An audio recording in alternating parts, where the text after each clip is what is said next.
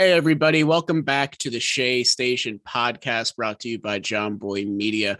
I'm one of your co-hosts, Jolly Olive, aka Jack, and joining me as always is former starting pitcher, Steve Gelbs. But today we have another very special guest for you guys, perhaps the most special that we've had yet. SNY fame, New York sports fame. You guys have definitely seen his face around, whether it's in one of his skits or on-field reports. It's SNY's own Steve Gelbs. Steve, thank you so much for joining us. And Steve, we got to talk about your haircut, man. It looks fresh. Well, thank you very much. I will start with this before we even get into the haircut. You got to get better guests. If I'm the best guest so Come far, on. you got to get better guests. You beat me to it. I was like, man, let's not pump this guy up too much. Oh my God, guys, come on. Yeah, I know I'm a little late to this because I don't think this is a very new Jerry Blevins haircut, but my haircut's okay. This is the Larry Jevons I know and love. I mean, we already talked about it last episode. We don't want to gas him up too much. This haircut is going to be this short and this tight for the foreseeable future because I have no idea when I'm going to get the call that I got to go to Port St. Lucie for the next month.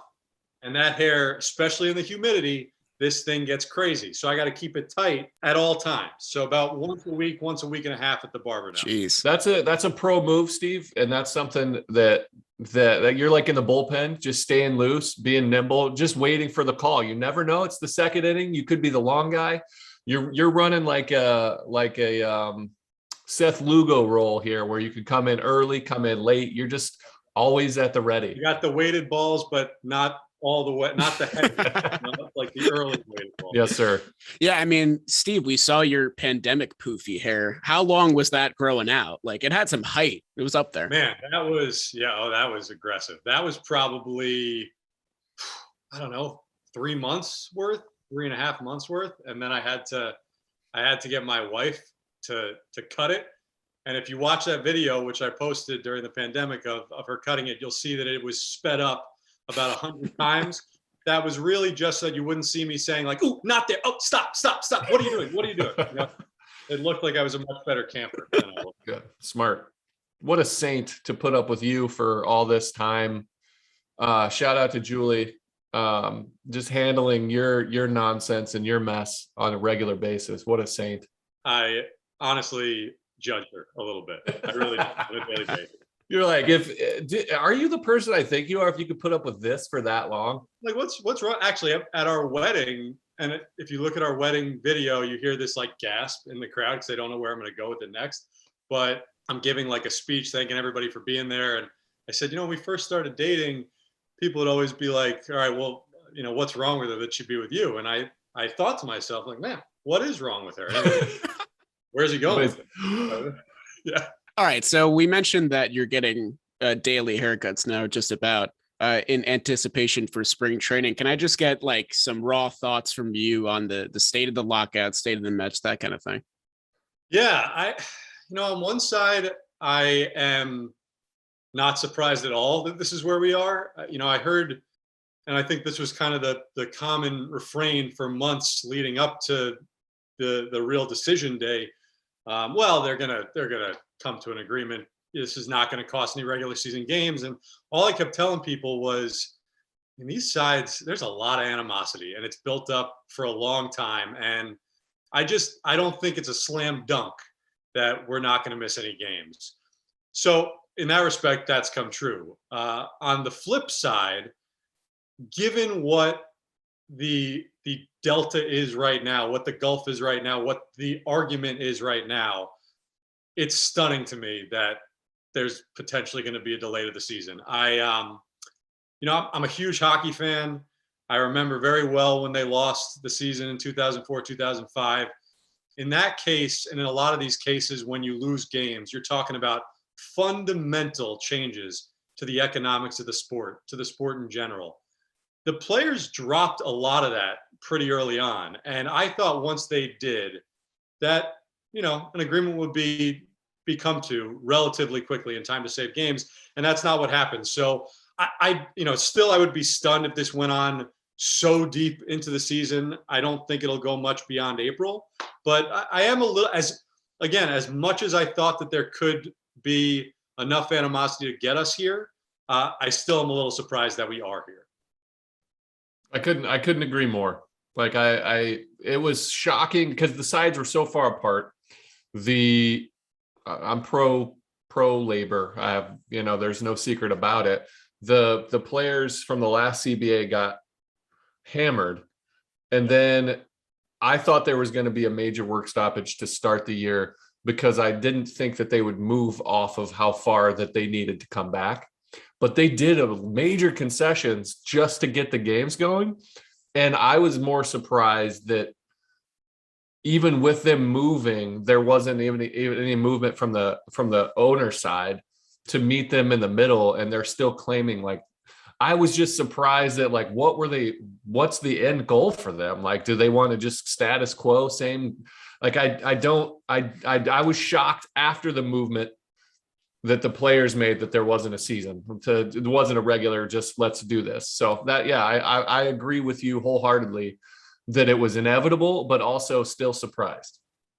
Yeah, and I mean, we have deadline day number 3 today, so hopefully by the time this comes out, there's a sliver that it all ages poorly. So I have my fingers crossed for that. I don't think it's going to. No, I don't think so either. But I hope we sound stupid. That'd be great. I would be very glad to sound wrong right about now. And I'd be happy about that recent haircut I got. There you go. Hey. Well timed.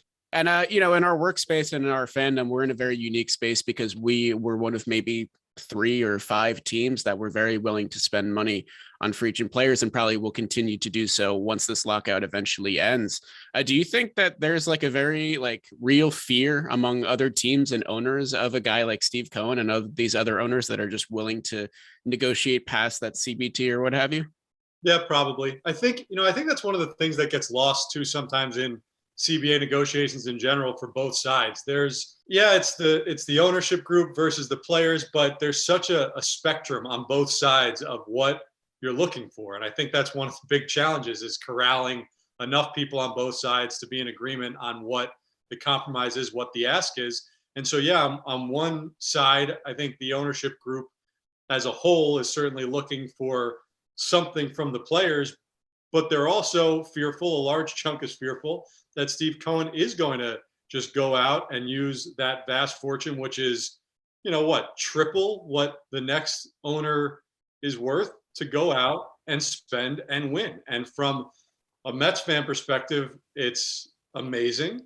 But from other ownership groups, it has to be a real fear. And so that adds another wrinkle into all of this, right? Is that you have not just the owners versus the players, but I'm sure some owners versus other owners. Yeah, I think that always gets hidden is inside there's 3 tiers basically of ownership. There's 30 teams. There's the top 10 market teams. There's the middle, and then there's the bottom. There's always contention, even more than they will ever. Every decision that they make is always unanimous, but that is complete BS. It is never unanimous. They'll end up saying yes, but it's a tough fight behind the scenes for, Manfred's got a tough job. He makes it a lot tougher with some of the way he presents himself. But corralling those owners and getting them on board with anything is a tough deal. And Stevie Cohen even getting approved to buy the Mets was a shock to me, because I remember when the Cubs came up for sale, when the Ricketts bought the Cubs, Mark Cuban was talking publicly that he wanted to do it, and they shut that down immediately because they didn't want him to spend. So it's surprising.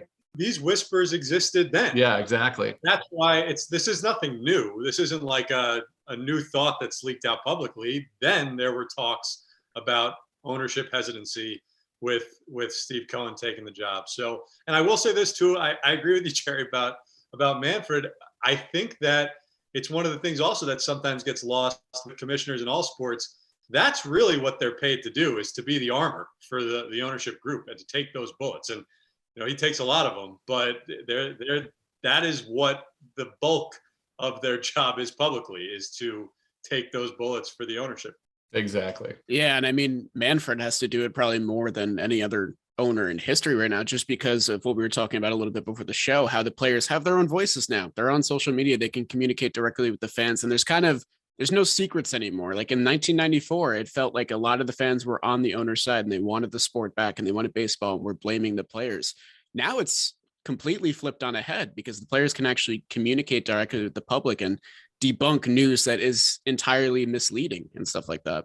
We want to get back to the spending. Stevie Cohen, where do you see the Mets roster right now? Were you excited about the spending spree that he kind of brought in with Marte and Canna and Scherzer, obviously? And where do you see it moving once, let's just assume that there's going to be labor peace. Where do you see it moving forward? Right. I mean, well, listen, and the caveat is we just don't know what the CBT is going to be, what the penalties are going to be, and that could certainly slow some spending down. But in terms of, did I love the moves that were made? Yes. I don't know how you couldn't. I mean, Scherzer is on a different level, but those three guys that they brought in, I think they all made a lot of sense in terms of fit on the roster, for one thing, and that's kind of the obvious jumping out front. But I think the other thing, and it wasn't even unspoken, it was kind of hinted at throughout the offseason with each of these additions, is the culture change that I think they're going to bring. And I think that was sorely needed. I don't know exactly. Listen, I don't, over the last couple of years, not having access to the clubhouse, it's a little bit harder to fully get in there and see the dynamics and understand it the way that I once could. So I don't want to pretend to be an expert on that. But I think that there were some issues with that clubhouse last year, and some trying to figure out the best way to put it. Maybe sometimes looking for outside blame. You know what I mean? And not necessarily a whole lot of looking internally at what was going wrong. And I do think that the guys that were brought in, the Scherzer certainly, and you know him as a teammate, Jerry, but the intensity, the accountability he's going to bring. I've heard nothing but amazing things about Escobar. Escobar, I've heard, is someone that, for the culture, for the accountability, for getting in guys' grill if things are not going well, he's great there. Canada, the same thing. Marte, the same thing. So I think that the talent infusion was needed, but the culture infusion was certainly needed as well. And then you bring in a guy like Buck, who's not going to be up for any of the nonsense either. I just think that that's going to be a major thing. And I remember talking to Conforto during spring training last year, and then right before his last game, the two of us were talking in the dugout. And one of the things that he had said is, in spring training, he said, I'm tired of all the hype, because there seems to be hype around this team every year, but something is missing, and we can never get over that hump. And it seems like we fall short of that talent level. And then it happened again last year. And I asked him what was missing. And, he talked about kind of, again, hinting at those things that, it's a tough market to play in. And sometimes you've got to understand that they're going to be tough on you as a fan base if you lose, but you can't let that affect you, because when you win, there's no better place to be. And so I just think there were enough whispers that they needed some people to come in here and change it. And I think they brought in those people for sure this offseason. Yeah, Steve, you mentioned Buck a little briefly there, and I actually want to talk to both of you guys about your conversation with Buck Showalter a couple weeks ago in SNY. It was the first time we had heard from Buck in a while, and we know that he's currently unable to talk to a lot of his own players because of the rules of the lockout and stuff like that.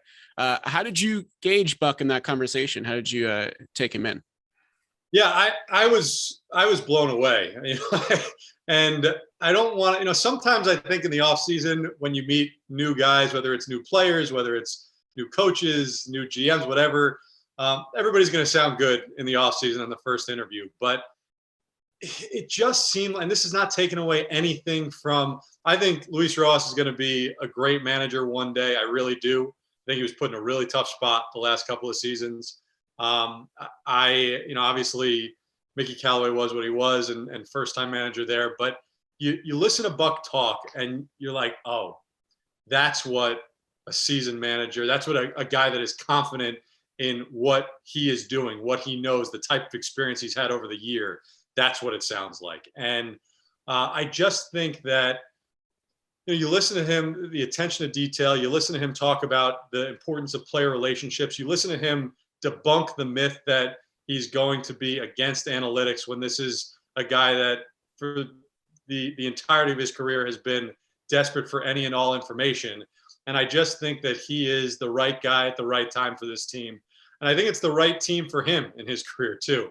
One last crack at it. It's a team that's built to win now, but quite frankly, doesn't really know yet how to win. And I think he's going to be the guy that's going to come in and is going to teach them how to win. And so for me, it's the perfect marriage. And while I've been burned at times being overly optimistic, I don't think this is going to be one of those times.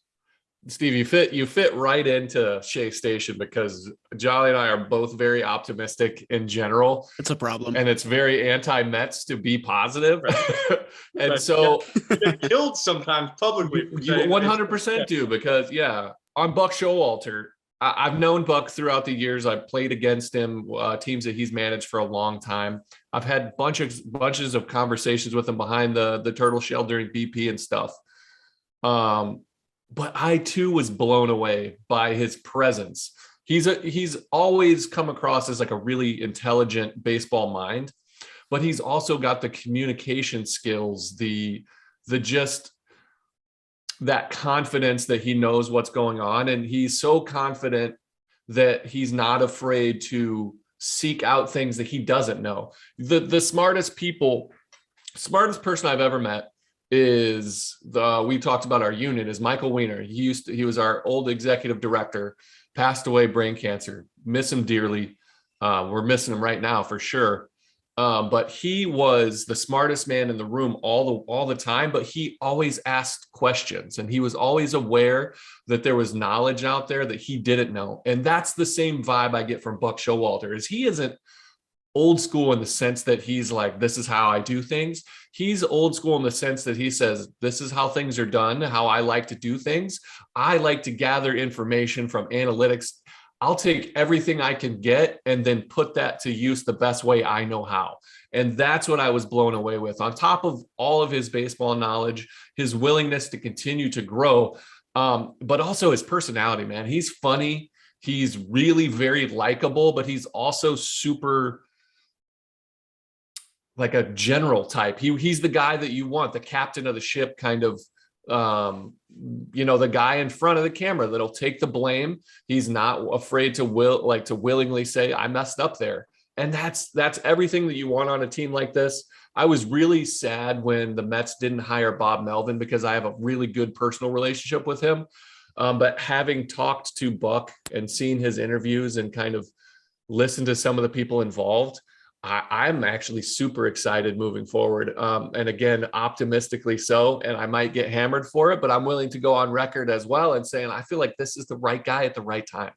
We'll delete this if in August there's any. Okay? We'll carefully cut it around. Don't worry. Carefully cut around it. We'll delete it. But one of these days we have to be right? Eventually. One of these days it has to happen. You would think so. Just mathematically speaking, it's inevitable that we're going to get something wrong. But we're like those people at the roulette wheel looking at it was red 6 times in a row, thinking that it's more obvious to turn black, but that's not how it works. My real issue is that my first full-time year was 2015. And I was like, the World Series, this is easy. This is nothing. Every year. That I kind of wanted to talk to you about that. So you and I came up basically the same time. I was thinking about this morning, actually, and I doubt you'd remember this, but the day that you got traded, what was it, Matt Dendecker? Is that who you got traded? Yeah, that's who I got traded for. Nailed it. Good job. Wow. The day you got traded, I was putting the key card into my room at the Residence Inn in Port St. Lucie, and you were like 3 doors down. And you turned to me, you said, hi. And you asked me some question about something local. Where do I go? What do I do? Whatever. And I was brand new. I was like, oh man, this is a major league. I'm not going to introduce myself. It's like, yeah, I think it's still in the lobby or something. I don't remember what you asked me, but I think I was the first person that you saw associated with the Mets. So I love it. I'll take that. I don't remember that at all. I think it's because way back then you had a full head of dark brown, black hair. Now I don't remember that, Steve. 9 years and it's turned gray. That's what happens. Yeah. Now you and I, we both have 2 kids. I think we got married at the same time. The same day. Yeah. So that's 2015, right?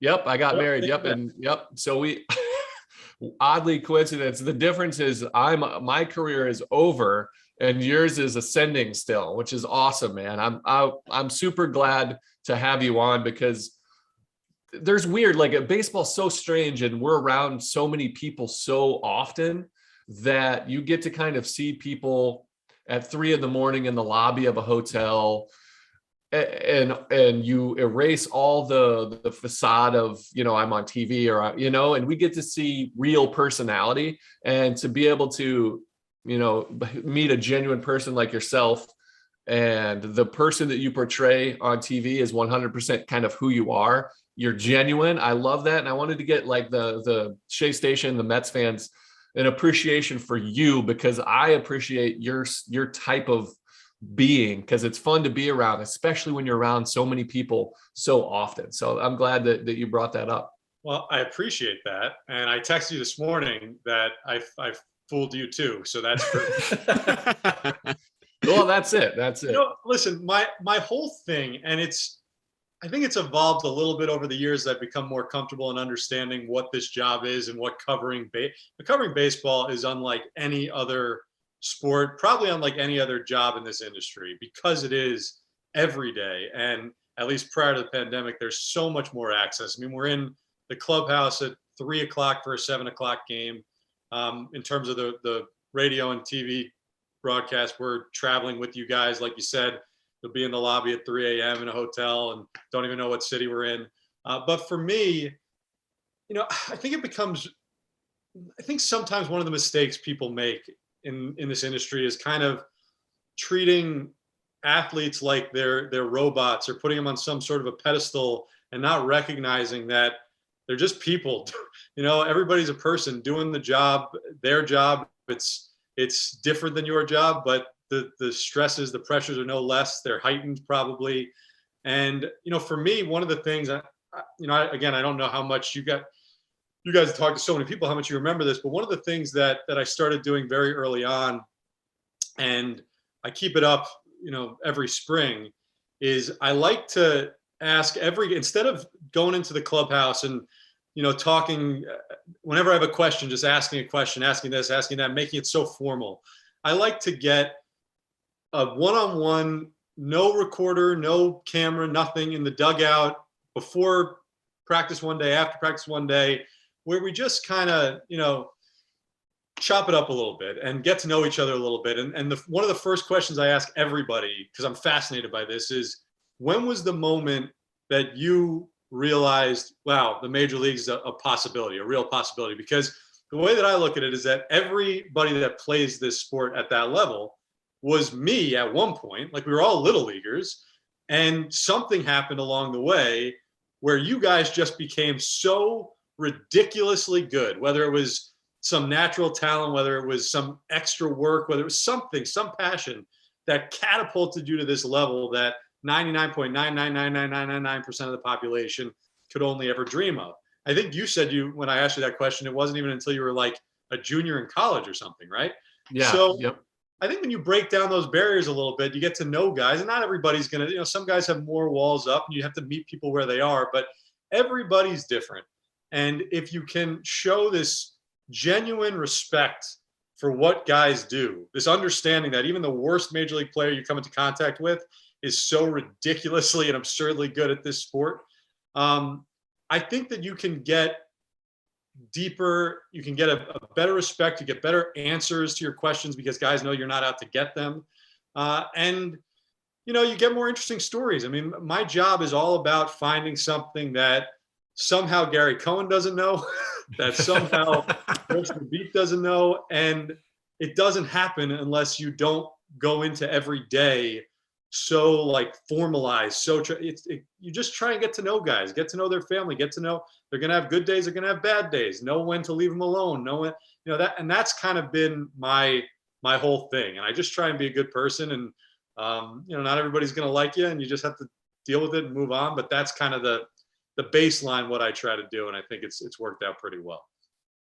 I agree. Jolly, you have anything? I've got a bunch of stuff I want to follow up. I didn't know if you wanted to continue. I mean, yeah, it's just been nice, like, listening, honestly, for the past 10 minutes. It's been really good. That comes across genuinely, Steve. It's in the clubhouse, because it's a tough place to be, especially as an outsider. And non-players, non-coaches are definitely outsiders, even amongst Mets hires. You've got, your PR, all these people. are kind of outsiders of this clubhouse that are constantly coming in and asking players to do things. I need you for this. I need you for that. They're constantly wanting something. Come meet this player, come meet this person, come do this interview. And they're constantly asking. The difference between, and I always do it, and especially in New York, all the media members, there's a lot of them that are out to write a sensational story or to get crap. And that's crazy. It's a crazy thought. And so you always got your guard up as a player. And when you did that to me, you brought me aside off the record. It opened up a dialogue. I was able to talk to you as a human being. There's a few guys like DeComo. It's great. You, Wayne, DeComo. I love James Wagner. Like, there are people. Wags is great. There's people to do it really well. You know, that it was watching guys like that for me. You know, that's observing, not knowing what you don't know. You know, I always knew just be a good person, right? But not knowing what you don't know and observing the people that do. That I used to see Mark do that. I used to see Tony do that. I still have relationships with those people because they're people, and they viewed me and other players as human beings as well. You can write critically about me all you want. I understand you have a job to do, but you also understand that I'm a human and you want to get my perspective, and you're not trying to smear a smear campaign. You're just doing your job. And so I always respected that. Sometimes, you know, sometimes there's a bit of a divide, a bit of a gulf, and it's difficult because that does happen. Yep. Yeah. Yeah. It's fun. Like the bad writers ruin it for the good ones, because the good ones aren't out to write something just for clicks. They want to develop real stories. And if somebody writes a slanderous piece, they don't just say, I'm out on that guy or that writer. I'm out on all of it, because I don't need to do it. And one of the issues, I think, too, and why I think it's so critical we get Clubhouse access back, is that this Zoom divide that has taken place over the last 2 years, it has created these echo chambers, these bubbles where it's the media and the players, right? It's not Steve Gelbs and I don't know, Francisco Lindor or JD Dent, whatever. It's one group and another group. And there's a lot of, I'm sure in the clubhouse, so you don't even know who asked you that question sometimes because of the way that it's set up. So it's much more difficult to really build the relationships that again, get the fans, which is ultimately the whole point of it, get the fans the really interesting stuff, that matters. So we'll see where that goes. But I know it's not the top of the CBA talk right now, but I think it's critical that we get back in there. Yeah, Steve, I think that whole story is great because there's a lot of core essentials that are necessary to being good at what your job is. I wanted to keep us in 2015 for a second, because when it was announced that the Mets were retiring Keith Hernandez's number, you told a great story on your Instagram that I really, really enjoyed. And I was actually wondering if you could just recount it for any listeners that are unfamiliar with what we're talking about. Yeah, Keith's the best. And he is... there's a reason. I tell people this a lot. There's a reason why Keith was the captain of that team. There's a reason why if you look back and you watch that 30 for 30 that they did, everybody talks about Keith as the missing piece, as that with this reverence of Keith got us over that hump. I was, again, this is admitting human just realities, right? When I got that job, I was way in over my head. I did not have the base yet to truly understand how to do this job properly. I'd been working in high school sports mostly, and no, Jolly, you're killing it, man. Same feeling. But I also was replacing an absolute legend, right? And even though I would say the right things, well, I can't be Kevin. I can't start there. Of course, all I was trying to do was take that baton and run with it. And it is literally an impossible thing to do. And trying to do that works against you. You don't realize it at the time, but it totally works against you. We talked earlier in the podcast about Buck not knowing what he doesn't know, and the smartest guys in the room always asking questions. I at times would try to fake like I knew things rather than just asking the people the questions, right? It took me a couple of years to get there, but so I was really struggling. And the one thing about our broadcast is widely regarded as the best in the country, but it's also a broadcast that even if you're on it, there's no such thing as suffering fools. If I went and I did a story that was not up to snuff for that broadcast, there was no, well, hey, that's interesting, Steve. It would be either well, let me question what you just said, pushing back on what I just said, or, and this on the air, or it would just be ignored. And that was, in the moment, I wasn't sure, like, what am I doing? But it's really, our broadcast refuses to ever put anything up for, what's the word I'm looking for? It refuses to leave anything up for debate about, like, is it real? Is it not real? Whatever is said is the true thought. They have a high standard for what, exactly. what that, yep. So I was floundering. I mean, I really was. I was floundering. And Keith sensed it. I mean, really, I didn't talk to the guys about it at all, but Keith sensed it. And we were on a bus. We were staying in this really interesting hotel in Tampa Bay that had this like shuttle service to Tropicana Field. And only Keith and I were in the shuttle. And he starts talking to me and he's like, hey man, how you doing? You okay? Like, I know it feels like you're down on yourself. You're doubting yourself when you're doing reports, and just want to tell you, like, you're going to be there. Like, you work hard, you'll get there, you'll be okay. Just keep your head down. Like, don't worry about, I was, as much as Kevin told me, don't pay attention to Twitter, I was paying constant attention to Twitter. They hated me. Like, it was, I was so in my head. And so he goes, so he, he pumps me up a little bit, and then he says, we start talking about Tropicana Field, and he's like, hey, Tropicana Field, it reminds me a lot of the old Astrodome. Do me a favor. Can you just, after the game tonight, can you go back to the hotel and do some research for me? And I don't remember exactly what we were talking about in the moment, but, find some nuggets for me about this, about the Astros back then, blah, blah, blah. And he made it very much seem like I was doing his research. And I was like, yeah, I mean, it's Keith Hernandez. Of course, I'll do research for you. Like, go ahead. Yeah. So I went back, I found a bunch of things, and I find Keith at the ballpark the next day. And we're in the clubhouse. I'm like, hey, Keith, I found a bunch of good things. And I start kind of running through a couple of them. And he's like, hey, you know what, Steve, I don't have time to do this right now. We'll either talk about it right before the game, or I'll do it tomorrow, the next day. Okay.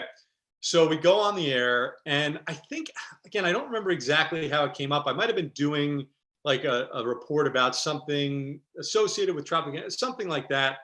But it had gotten to the point where it was like I would do my quick 15, 30-second hit, and then they would close my mic because I didn't have any. Like, I wasn't good. I wasn't there yet.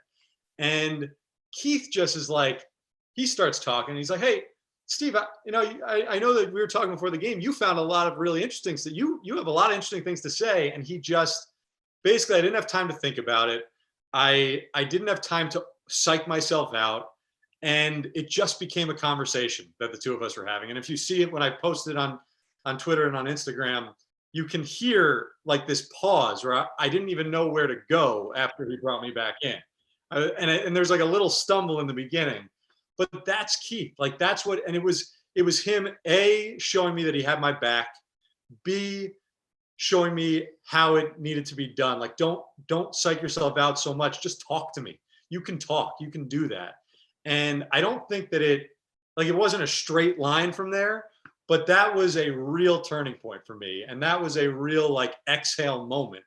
And, people, it's little stuff like that nobody would really see. And I hadn't really talked about before, but that's Keith. And he's the captain. He was the captain then, he's the captain now. That's awesome. I've never heard that story before. I follow you, but I didn't see that one. Wow. That's cool. No, that's awesome. That's a Keith doing like what a captain would do. That's like setting you up for success, preparing you without you thinking that you're preparing yourself in a different form, and then also testing you to make sure that you actually are up to par. Because if you failed there, then he had you, but yeah, that's what I mean. So either you're ready for the big leagues or you aren't. Jason Worth was kind of that guy. with the Nationals. And I remember him bringing some young guys, because that 2014 team, when I was with the Nationals, he did a few things like that where he would set guys up and be like, hey, look, this is what we need from you. If you can't do this, you can't be a part of this team, because we need to win a championship. And that's what Keith did for you. That's awesome, man. Yeah. I mean, well, I think about this all the time from a big leaguer's perspective. The talent difference between a AAA player and a major league player is like probably that much. It's got to be the mental side, right? Like that's the main difference, right? That's why I had such a long career. It wasn't because I have unbelievable stuff. Like, I have a good curveball that worked out really well. I'm not going to pretend something to do with it. Come on, Jerry. Yeah, it did. I had a good curveball that kept me around, but it was also, if you look at all my projections every year, they were like, you're going to do this. And then I would always do this.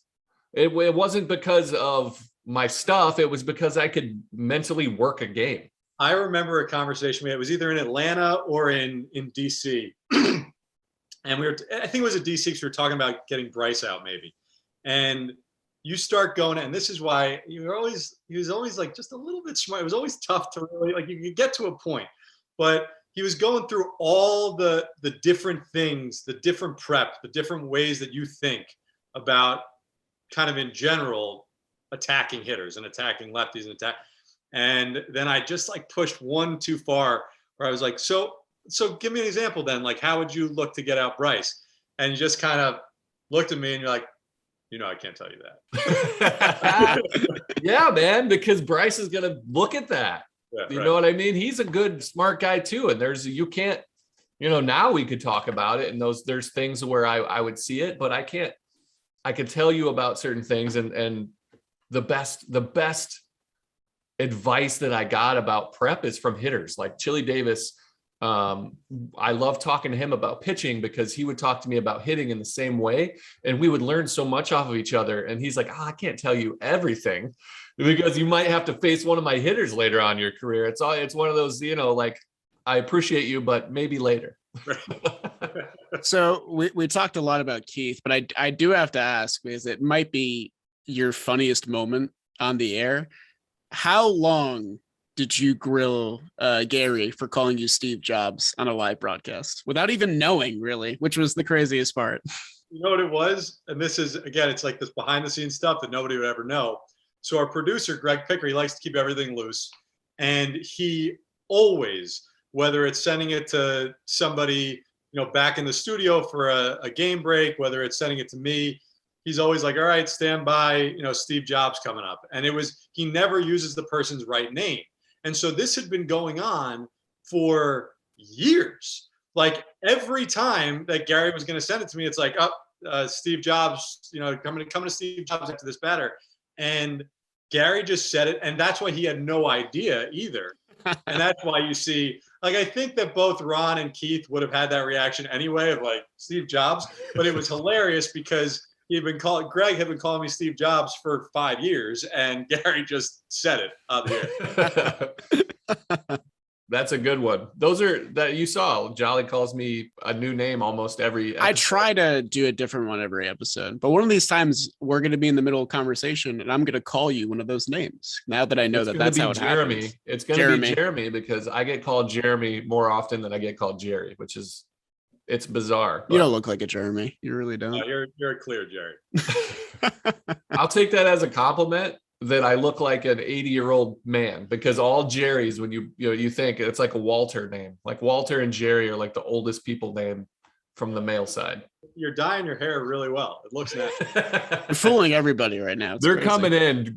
I'm going to be full Gelbs gray here. As my 2 toddlers grow, they're quickly changing my hair color. I love that too, Jolly. I texted Jerry at like 8:30 this morning saying, "Hey, we still good for 10." He's like, "Yeah, I was gonna text you around 9. I didn't want to text you too early. I've been up for like 6 hours at this point. This is midday." We had I just I'm learning a new profession. Like, this is all brand new for me too, and so I wanted to make sure that we were still good, because as you know, with especially players, we're having a player on, they may just ghost you for the next 3 weeks. You know what I mean? And so that's fine. And your level of celebrity, I don't know if it's gotten to your head yet. Oh, it has. 100%. Yeah, good. Okay, because he could have ghosted us. You should see me in the supermarket now when the deli guy asked me about what the CBA is going to look like. That's when The deli guy is putting you on the spot. I'll tell you, the first time I got recognized, we were out to dinner. Blew my mind. I was totally not expecting it. And waiter gives the check out at the end of the night and just leans in. He'd been, didn't say a word the entire dinner. Just leans in. He goes, "Hey, they going to trade Bartolo?" What? Yeah, that's great. The answer to that is no. You can't trade Big Sexy. Never can. Not allowed to. I mean, I was gonna say props to your deli guy for knowing that there's a lockout right now, because half the like casual baseball fans I talk to and recognize me don't even know like what's going on in the sport. They probably will soon, but right now that's wild. Blissful unawareness.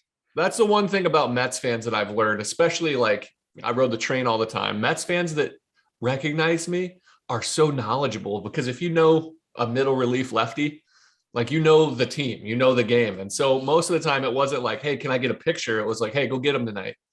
Yeah. You know what I mean? Go get Freddie Freeman. It's crazy. We were talking to somebody at my son's school about this yesterday. Actually, it was just asking about my job and, do people ever recognize you? And I said, my level of celebrity is like that much compared to the vast general public, but that small percentage, they really know you. It's not like there's no in between, like, "Oh, aren't you that guy?" It's like, "Hey, how's Jason doing in school?" Like, it's like asking about your kids. I mean, that's a deep level of knowledge, because if you know the on-field reporter, right. Yeah, the team. That's great. That's right. Yeah, I wanted to ask you a little bit about your career. So you went to Syracuse, like the number one communication school in the country. What was did you have an ideal, like, did you want to be Gary? No. So that's one of the interesting things is, and people ask about when Gary takes time off, because Kevin used to do play-by-play all the time. They love Wayne, but they're like, "Hey, why don't you ever do it?" I've never done play-by-play before in my life. And honestly, at this point now, it kind of horrifies me. Like, that is one of the, I tried to do a tape just because I thought, well, let me give it a shot in spring last year. I did one with Wayne, and I went to Gary the next day and I said, "Gary, I already have a ton of respect. I have never respected anyone more in my life than respecting you for what you're doing." And he just goes, "Thank you." Like, yep, you get it now. Yeah, you tried. Now you know. But yeah, so my background was, I was a huge sports fan. I mean, all sports, but actually hockey was my main sport. Played it growing up. My dad was the physical therapist for the Rangers from 88 to 96. I was 7 years old when they won the cup in 94. He was on the bench. He was a part of all of that. Mike Richter would come over the house for dinner. Like, none of it seemed weird to me. It was, "Oh, that's my dad's work friend." And, "Oh, look at what this team is doing for the city." And, "Oh my God, I'm obsessed with this." And so I remember distinctly, like, that was first grade. I remember saying, I want to be a part of this somehow. I didn't, at that point it was still play in the NHL, but that very quickly got taken away. And I love to talk. So I'm like, all right, I'll just talk about it for a living. But the guy that I looked up to was Al Troutwig, because I thought he had the coolest job in the world at MSG, where essentially he just lived at the Garden. Like, that was he just lives at the Garden covering the Knicks and the Rangers. What could be better than that? And so I actually, when I got out of school, I had met Al Troutwig through an internship that I had in college. And he had sent me, he had told me to send him an email when I graduated, just to let him know what I was up to, and maybe there would be something locally he could get me in touch with. I sent him this email, and he hooked me up with this guy, Mike Quick, who, still to this day, my greatest mentor, who covered high school sports in the area. And MSG was starting this 24/7 high school sports network. And they brought me on to do like one sideline football game a week and do one story reporting a week for his show. And I kind of slowly worked my way up. Eventually, after 4 years, I was anchoring the local sports show that we did, the high school sports show that we did. And through that kind of opportunity and exposure to the MSG family, I got some chances to do some fill-in work on Rangers radio and Knicks and Rangers intermission and halftime reports doing the MSG 150.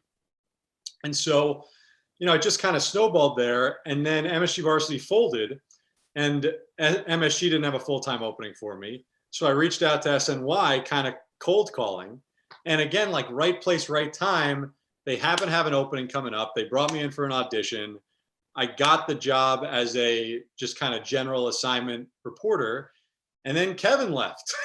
And it was like, hey, we think you could be good at this. Why don't you go and do this 55 game audition, essentially, where KB was going to be going back and forth between his Fox duties, splitting time. And so, like, I never grew up.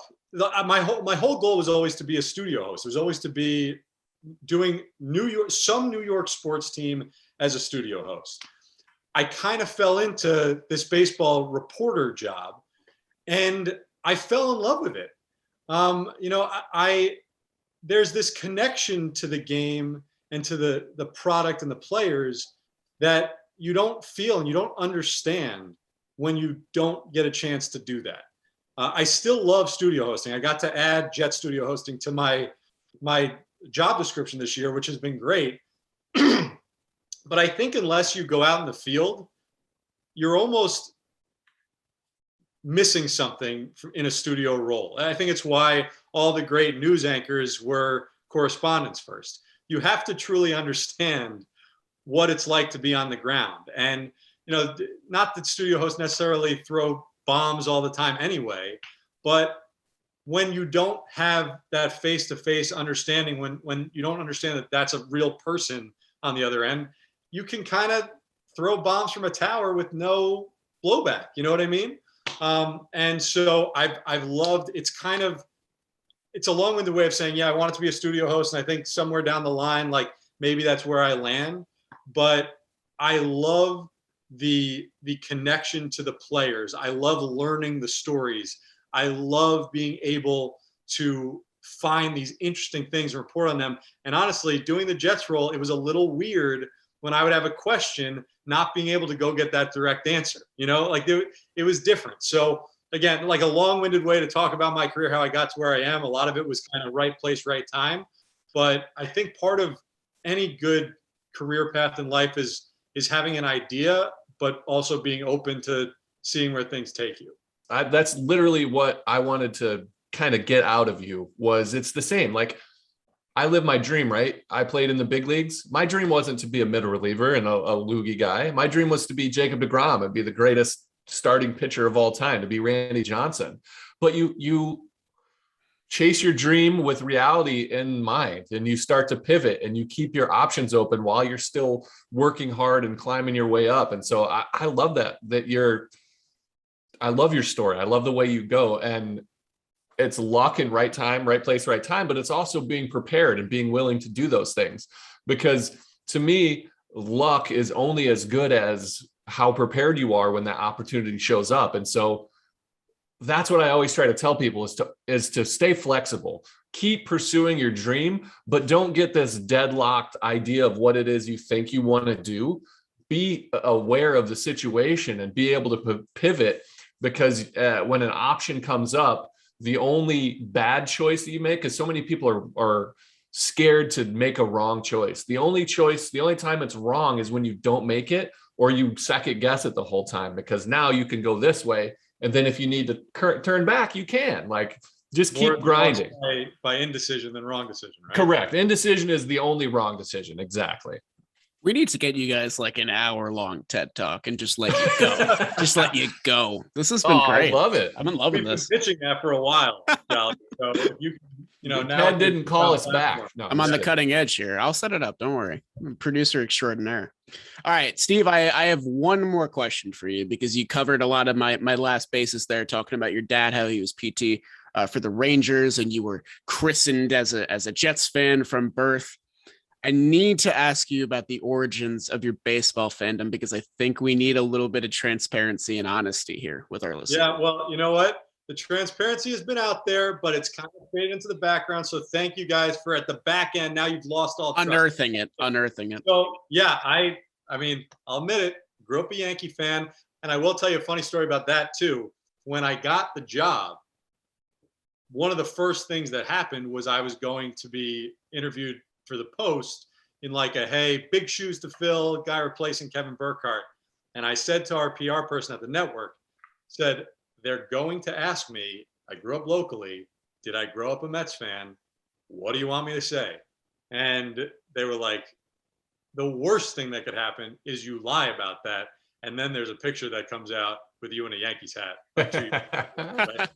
So I didn't. So I told them, but the one thing I will say, and I know that this, like, it comes off as like, oh, he's just placating us now. When I grew up, so my dad's dad, my grandfather was Polish. He grew up in Poland, came over here, was not a sports fan at all. And my dad's uncle was a huge Dodgers fan, hated the Yankees when they left. So my dad only grew up going to Shea Stadium and only was a huge Yankee fan because of Mantle, as most were of that generation, right? And so my dad, we always grew up, like we were Yankees fans, but there was never this animosity towards the Mets. And in fact, we were such big baseball fans that I would say we went to as many Mets games as we went to Yankees games because it was really just who was home that weekend. And whoever was home that weekend, we'd get tickets and we'd go see them play. I don't really remember this, and maybe it's from a Yankees fan's perspective, but I don't remember this like crazy animosity between the two sides until I was like in high school, right around that World Series, right? That's when I feel like it really started to pick up for me, where it was like, oh, like you got to pick a side. Like you can't even root for the other team just to do well. It was so grew up a Yankee fan. But the one thing I'll say too, and I always used to like think people were lying when they would come to our school to talk to us at Syracuse, where they would say, you can grow up a huge fan of a team, but when you get into this, you find yourself rooting for people more. And it does happen. Like it is impossible to get to know Jerry and not root for Jerry. Like and you want to be as impartial as you can, but you're a human. Like you're not going to go out there and just root on the air, but you want the guys that you know well and that you know personally to do well. Quite frankly, it's much better for my job and my life if the team does well. A, people are much more willing to talk to you when things are going good. B, I can't stand media members who are like, doesn't matter if the team wins or loses, my job's the same. There is no way that your job was the same during that run in 2015 as it was in August 2017. It wasn't. That August 2017 was terrible. That was awful coming to the ballpark every day and just there was nothing doing and everybody was getting traded off and nobody was in a good mood.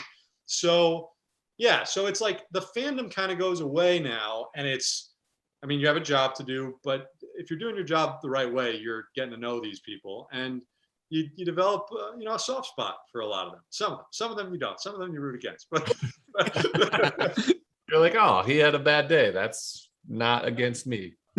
No, that's good. I'm kidding. Okay. I will tell you one other. I want to get one other. I know we've got on. No, you're good. Go, we're man. here for you, man. I don't know if this fits in any way to what we were talking about, but I was thinking about it this morning because I do want fans to know this as another layer of respect for these players. I used to be one of these guys, not that I didn't respect the players, but I used to be one of these fans that would hear all the time about, they're out on the West Coast, like they're exhausted. They probably weren't playing well because of the West Coast swing. I would be like, as most fans think, I mean, come on. They're flying privately, staying in these lush hotels. Like, what? They probably got to sleep in that day. Come on, that's not an excuse. And my first big West Coast trip, it was the back end. I think it was a 3-city trip. We were in San Diego, played a night game in San Diego, flew out to Arizona. So it wasn't even like a crazy long flight. But by the time we got to the hotel, it was almost 4 a.m. I was as exhausted as I've ever been in my entire life. And all I'm doing is watching, by the way. Like I'm not playing. I'm just sitting there watching. I could not keep my eyes open. And now I was so new to the job too that I didn't realize when you travel with the team, You give your bags to the clubhouse guys before the game on getaway day, and then they bring them to you in your room. The bellhop brings them to you in your room when you get to the next city, right? I didn't realize that you could call down to the front desk and say, hey, it's late, leave them down there, I'll get my bags the next day. So I'm sitting there saying, I got to stay up for this guy. And obviously the broadcasters get our bags last because we should get our bags last. So it's a solid like half hour, 40 minutes that you're just sitting in your room. So I'm so tired. I turn on all the lights. I turn on the TV. I keep my suit or whatever nice thing I was wearing on. I keep my shoes on, and I go to the foot of the bed and I sit on the foot of the bed so that I can't even be lying down and shut my eyes, right? The next thing I know, I wake up, it's 10:30 in the morning. I'm still sitting there with my eyes closed, like on my chest, still standing up or sitting up at the foot of the bed, and my luggage is at my feet, meaning that somebody knocked on the door, I didn't get it, came in, put the luggage in front of me and left, and I didn't wake up. That was the level of exhaustion of literally just sitting watching these guys play baseball for a few hours. Never again did I ever question anybody talking about a West Coast trip or the exhaustion, because it is so real. So real. So I want to put that story. That was incredible. That's a good one. I love that story. I wish the bellman would have pushed you over just slightly. That's a great story. Yeah. Steve, it has been a pleasure, an absolute honor to have you on our show. I can listen to you tell stories all day, man. We might have to do this again at some point. Well, listen, if you keep struggling to get guests where I'm still number one, come back. Oh yeah, we'd love to have you back on. And congratulations, by the way, to you guys. I've texted Jerry separately, but I love what you guys are doing over there. I love what Jomboy Media is doing in general, but I think this is a great show for Mets fans, and I'm happy. Listen, I'm glad Jerry is with us too, and I'm glad he's gotten into this because he was one of the best ever to deal with and has amazing things, amazing insight. But Jolly, like I told you, I paid attention to you from afar.